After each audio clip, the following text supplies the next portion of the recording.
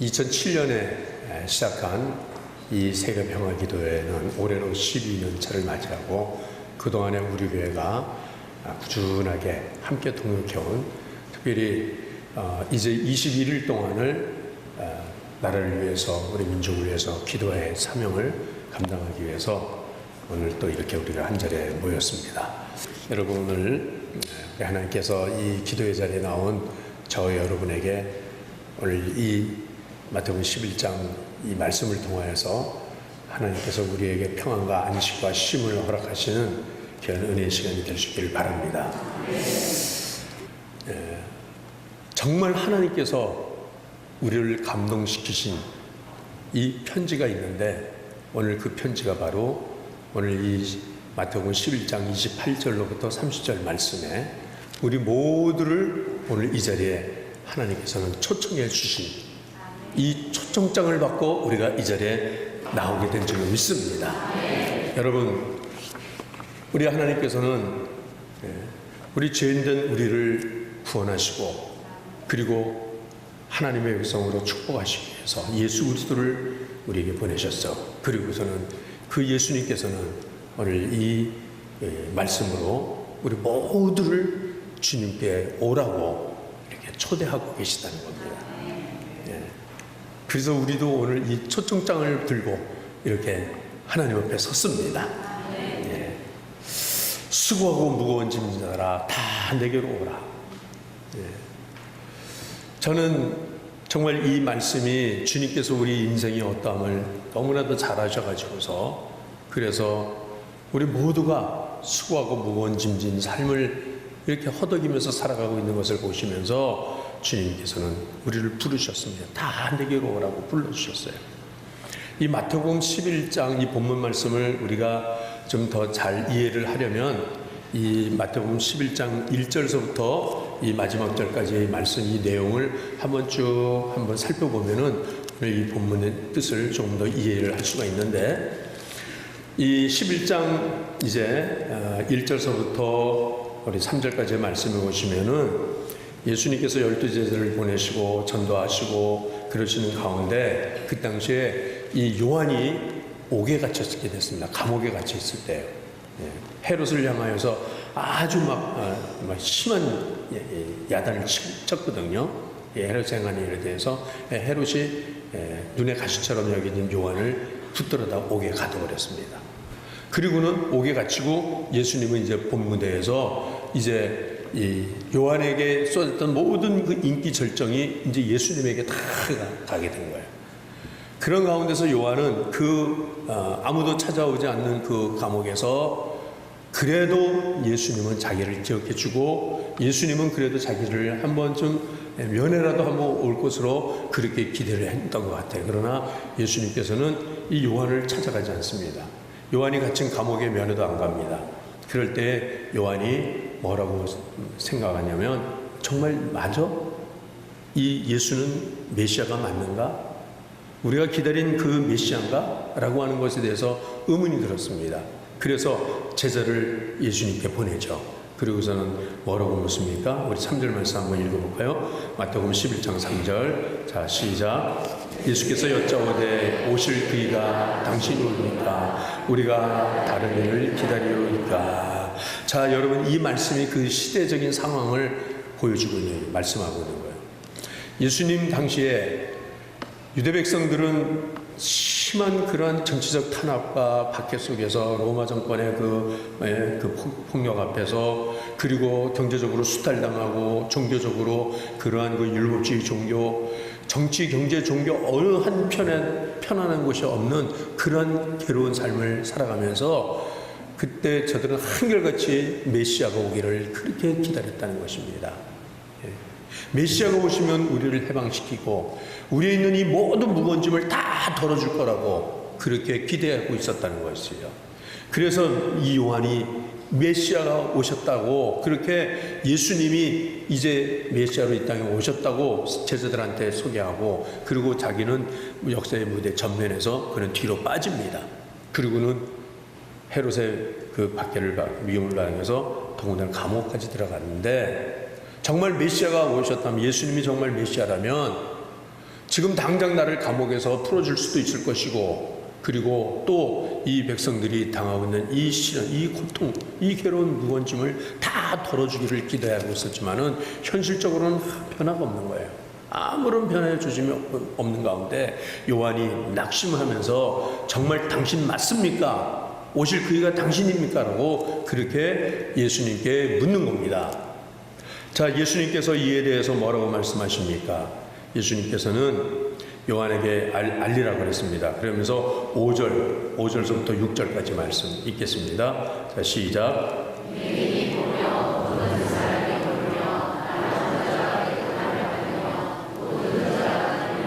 죽은 자가 살아나며 가난한 자에게 복음이 전파된다 하라. 누구든지 나로 말미암아.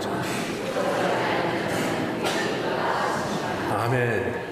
예, 가난한 자에게 복음이 전파된다 하더라.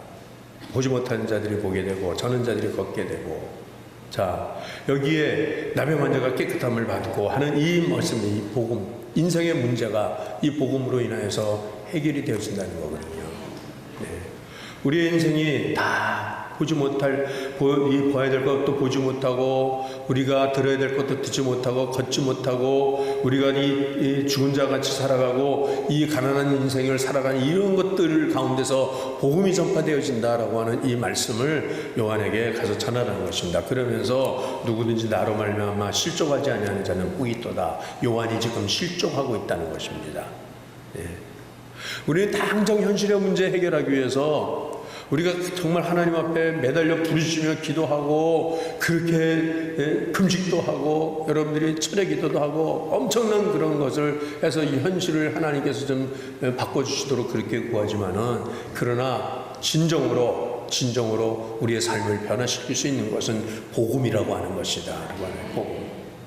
현실의 문제로 인해서 내가 실족하고 있느냐 이래요. 기도 아무리 했는데도 응답 없다, 변화가 없다. 내 삶은 어제나 오늘이나 여전하다라고 하면, 아, 나 괜히 예수 믿는구나, 나 괜히 기도했다, 자, 이러면서 실족하고 만다는 겁니다.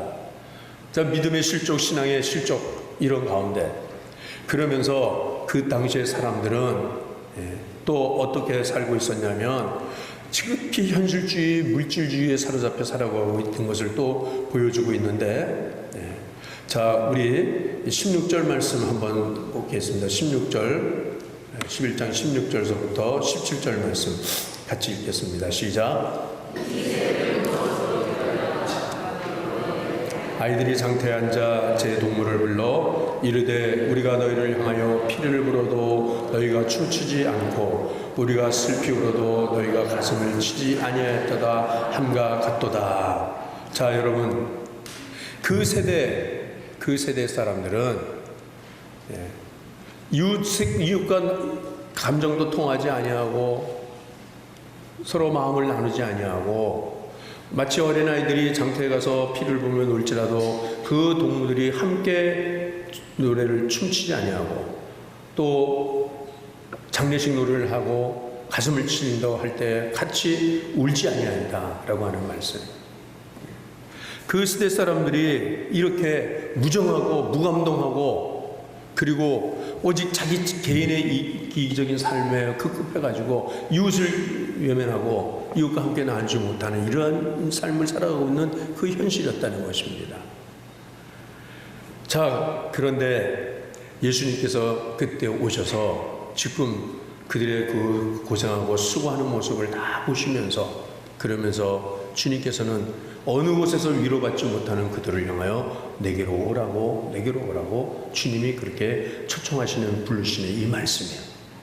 여러분, 예수님 때나 지금 때나, 아니 우리가 지금 더 어렵고 더 힘든, 더 온갖 무거운 짐을 지고 살아가고 있는 인생이라고 하는 것입니다. 오늘 이 밤에도 주님께서 우리를 불러주셨습니다. 세상에 수고하고 무거운 짐 지지 않는 사람이 아무도 없습니다. 우리는 뭐 당장 매일매일을 살아가는 것뿐만 아니라 각각에게 주어진 자기에게 책임과 의무라고 하는 것, 이것도 무거운 짐이라는 것이잖아요. 남편은 남편 노릇 해야 되고, 아내는 아내 노릇 해야 됩니다. 부모는 부모 노릇 해야 되고, 자식은 자식 노릇. 이런 것도, 이걸 하려다 보니까 너무 힘들다는 것입니다. 너무 힘에 버겁다. 그냥 삶 자체가 버겁다는 거예요. 무겁다는 거예요. 감당하기 힘들다는 거예요. 그러면서 왜 나만 그렇지? 왜 나만 힘들지? 라고 생각된다는 거죠. 저 집사님 볼 때, 내 친구를 볼 때, 내 이웃을 볼 때, 저분들은 참 여유 있게 넉넉하게 잘 살아가는 것 같은데 왜 나만 이렇게 힘들지? 목사님들도 그래요. 목사님들.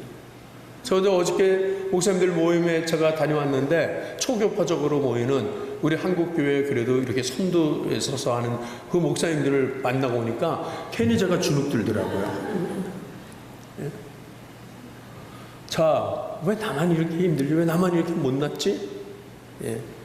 그렇지만은 여러분, 그러나 그들도 나름대로 다 고생스럽고 다 힘들고 다 버겁게 살아가고 있는 것은 수면 이하에 나타나서 사람들의 눈으로 보이는 것은 사람들의 눈에 보이지 않을지라도 보이지 않는 부분들에 대해서 숨겨놓은 부분들, 드러나지 않는 부분들에 대해서는 얼마나 다 힘들게 어렵게 살고 있다는 거잖아요. 마치 호수에 오리가 그 수면에 유유자적하면서 미끄러지듯 얼마나 즐깁니까? 이 오리를 보면은 참 평화롭게 오리는 참 저렇게 여유롭게 살아가고 있구나라고 하지만은 여러분, 그러나 그 오리가 그 수면에 미끄러지듯이 이 놀이를 즐기는 거 있는 것 같지만은 그 수면 밑에 오리발은 열심히 물깎이질을 열심히 하고 있다는 거. 그래야지만 그 오리는 물에 뜨는 것이고 그 오리는 자기가 가고 싶은 대로 다닐 수가 있는 거라는 거죠. 여러분, 우리가 이 수고하고 무거운 짐, 이것은 거부할 수 없는 것이라는 것입니다. 이것은 벗어버릴 수가 없는 거예요.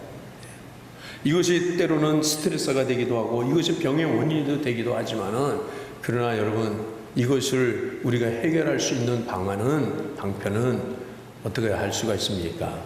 그것은 다른 어떤 인생의 유흥을 통해서, 놀이를 통해서, 오락을 통해서든지 어떤 세상의 물질을 통해 어떤 것들을 통해서도 해결할 수 없는 이 괴로운, 이 고통스러운 인생의 무거운 짐을 오늘 주님께서는 내게로 오라, 내가 너희를 쉬게 하겠다라고 말씀하십니다.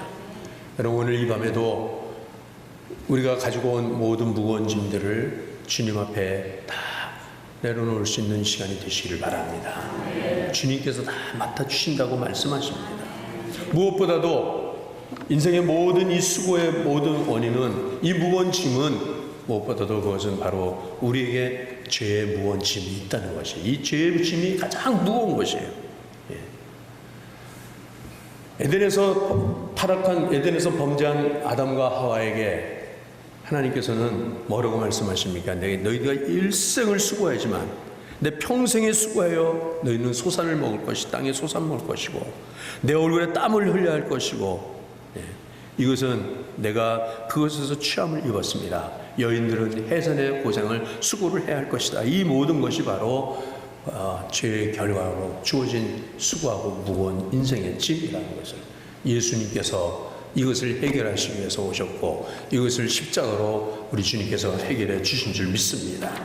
내게로 오면 너희가 쉬게 될 것이라고 말씀하십니다. 쉬게 될 것이다. 짐을 벗어버리는 것이 아니라 쉬게 될 것이다.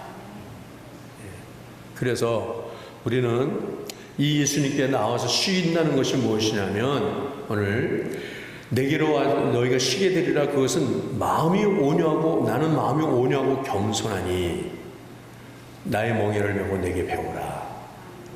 여러분, 우리가 쉼을 얻어야 될 것은, 우리가 쉼을 얻는 것은 마음입니다. 마음. 이 마음이 주님의 마음으로 인해서 주님을 배울 때에 온유하고 겸손한 마음을 배우게 되면 마음에 부담이 없어지고 마음의 무거운 짐을 다 내려놓을 수가 있는 것이라는 것을 말씀하십니다. 모든 것은 마음에서부터 나오는 것이라는 거죠. 그래서 내게로 와서 배우라. 여기에 오늘 우리가 신앙생활을 한다라고 하는 것은 뭔가 좀 다 스트레스도 먹고 다 부담도 덜고 이제 편하게 좀 있으려고 하고 싶어서 여기 나오는데, 그런데 정작 주님께서는 내게로 와서 뭐라고 했으면 내게 배우라 그럽니다. 배우라. 예. 여러분 배우는 것 좋은 사람이 어디 있어요? 예. 나는 배우는 게 좋습니다 하는 사람이 있습니까? 배운다는 것은 훈련한다는 것이고요. 예. 저도 배우는 거 싫어요 이제는요. 예. 저도 이제 책 사는 것도 싫고 뭐 좋은 책이라 그러면 아유 있는 책도 다 못 읽는데 뭐 또 이 책을 사냐 그러고 뭐 누가 뭐 이렇게 하면은 다 뭐 예? 교회가 더 이렇게 은혜스럽고 붕흥한다 뭐 한다. 아유 이제 더 이상 저는 난 쉬고 싶다. 이제 노예 현상이 오고 있다는 것 같은데 여러분 참 이런 사람들을 가리켜서 특공대라고 말해요. 그 특공대. 예. 더 이상 배우려고 하지 않는 사람들이 교회 특공대입니다. 무슨 뜻이냐면 특별히 공부는 못하면서 대가리가 커가지고서 웬만하면 나 다 알아, 다 했어 뭐 이러면서 예. 그런다는 거예요. 자 그런데 여러분 우리는 정말 우리가 와서 정말 배워야 할 것은 무엇이냐면 예수님의 온유하고 겸손한 예. 왜냐하면 우리 마음이 너무 교만하기 때문에 모든 것이 교만함부터 그게 짐이 되는 거야. 교만한 거. 왜 나를 대접해 주지 않냐 이 말이죠. 내가 이만큼 수고했으면 내가 거기에 합당한 내가 위로도 받아야 될 것이고 내가 보상도 받아야 되는데 그런데 왜 나에게 보상이 없냐 이 말이죠. 요한이 마음으로 실족하고 있다는 거예요. 내가 당신을 위해서 내가 길을 준비했고 내 제자들도 다 보냈고 나는 금식도 했고 약대 털옷을 입고 메뚜기가 석청을 먹으면서 그렇게 경건하게 그렇게 끔욕하면서 그렇게 살았는데 결국은 내가 이 감옥에 갇히고 만다는 것에 대해서 요한이 너무나도 힘들었다는 거예요. 나는 실족할 수밖에 없다 이런 얘기예요. 우리가 신앙생활을 한다라고 하는 것은 뭔가 하나님으로부터 내가 보상을 받고 싶다는 거예요. 하나님 제가 이만큼 했으니까 하나님 저 축복해 주셔야 되지 않습니까? 하나님 이제는 좀 뭔가 내가 편히 좀 쉬어야 될 때가 되지 않았습니까? 라고 하는데 그것이 아니라는 거잖아요. 그래서 우리 마음이 힘들다는 거예요. 마음이. 오늘 우리가 배워야 될 것이 무엇이냐면 주님의 온유와 겸손함을 배운다는 거예요. 예. 내 마음을 더 낮춰야 된다는 거예요.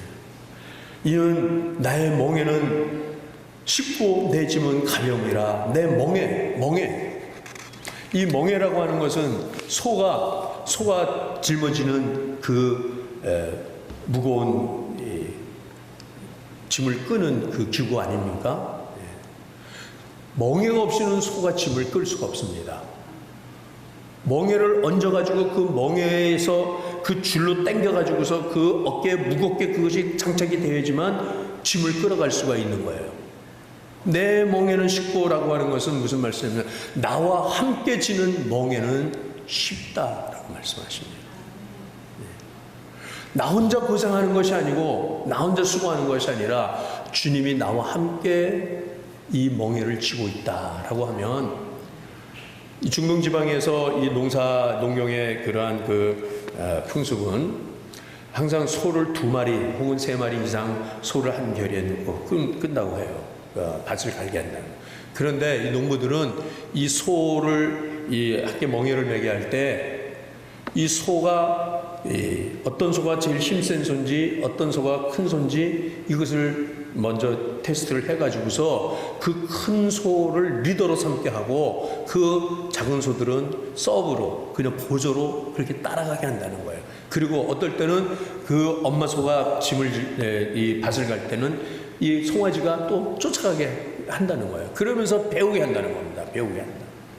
그러나 그 멍에를 같이 맨 것 같지만은 그러나 그 짐은 그 무거운 짐은 어떤 소가 지냐면 가장 큰 소, 힘센 소가 진다는 겁니다. 여러분 주님이 가장 큰 짐을 지셨어요. 주님이 가장 큰 멍에를 메셨습니다. 나는 주님을 따라간다라고 내가 주님을 따라가기만 한다면 그 멍에는 쉽게 지게 될 것이라는 것입니다. 우리 남자 성도들은 혹시 군대 생활하면서 그런 추억이 있을지 모르겠는데 요즘도 군대 생활을 그렇게 하는 게 있는지 모르겠어요. 제가 군대 생활할 때는 그 목봉체조라는 게 있었습니다. 목봉체조. 그래서 이 전봇대 같은 큰 이 통나무 큰 통나무를 가지고서 한 분대원들이 뭐 이렇게 한 10명, 뭐 10몇 명이 긴 전봇대 같은 큰 통나무를 들고 목공체조를 하는 거야. 쭉 서가지고 이 봉을 들고서 구령에 맞춰서 막 올렸다 내렸다 이쪽으로 올렸다 저쪽으로 올렸다 막 하거든요. 네. 그럴 때에 제일 힘든 사람이 누구냐면 맨 앞에 키 제일 큰 친구, 그 다음에 저 제일 뒤에 키 제일 작은 친구. 예. 이 사람들이 제일 힘든 거예요.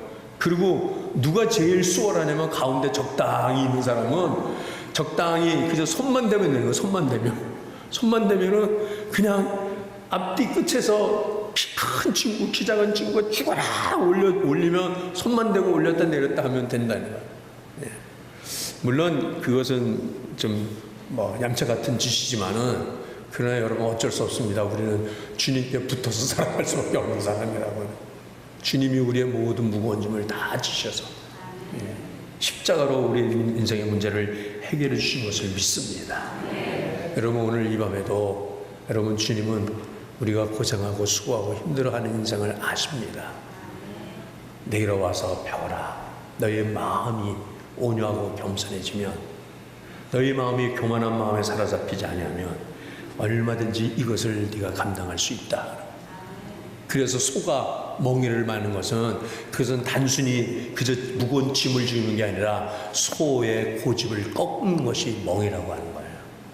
여러분 고집 센 사람을 무슨 고집이라고 말하죠? 황소고집이라고 해요. 황소고집.